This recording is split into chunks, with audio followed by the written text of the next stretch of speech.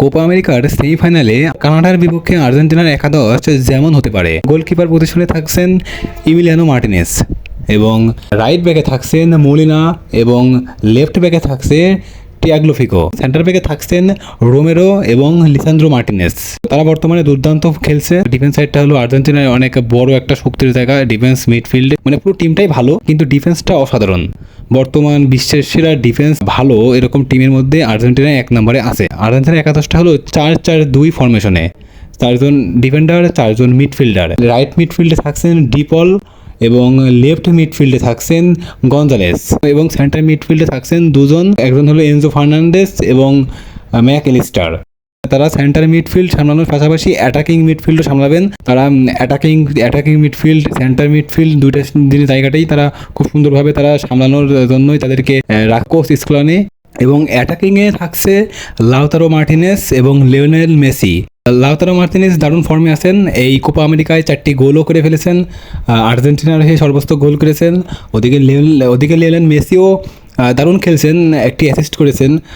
যদিও তিনি এই আসরে একটিও গোল পাননি, অবশ্যই ইনজুরির কারণে একটি ম্যাচ মিস গিয়েছে। লাস্ট ম্যাচ ইকুয়েডরের বিপক্ষে তিনি ভালো খেলতে পারেননি। তার পুরো ম্যাচে মাত্র 32টি টাচ ছিল, যেটা কিনা লিওনেল মেসি এর সর্বনিম্ন, মানে এত কম বল টাচ করেছে। 2011 সালের পর থেকে এই পর্যন্ত যতগুলো ম্যাচ খেলেছে একটা ম্যাচও এত বাজে পারফর্ম লিওনেল মেসির হয়নি। অবশ্য তিনি ইনজুরি নিয়েই মাঠে খেলছিলেন, এই কারণে হয়তো এটা হয়েছে। সেমিফাইনাল ম্যাচে হয়তো পুরোপুরি ফিট হয়ে যাবেন এবং মেসি নিজের সেরাটাই দিবেন। আর্জেন্টিনা এই টিমটা অসাধারণ একটা টিম। বর্তমানে তারা প্রত্যেকটা টপি জিতে চলছে। এই টপিটাও হয়তো তারা মানে সময়ের ব্যাপার, হয়তো দারুণ খেলছে।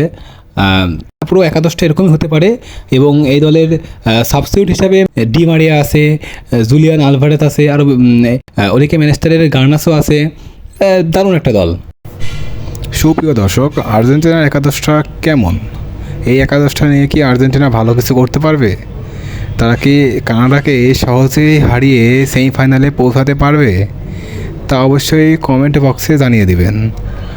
আর আপনারা অবশ্যই চ্যানেলটি সাবস্ক্রাইব করে পাশে থাকা বেল আইকন বাটনে প্রেস করে রাখবেন। আর যারা ফেসবুক পেজ থেকে দেখে থাকছেন তারা অবশ্যই ফলো করতে ভুলবেন না।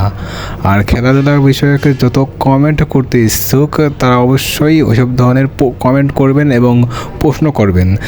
আমি সেই প্রশ্নর ভিত্তিতে অবশ্যই নতুন ভিডিও তৈরি করব।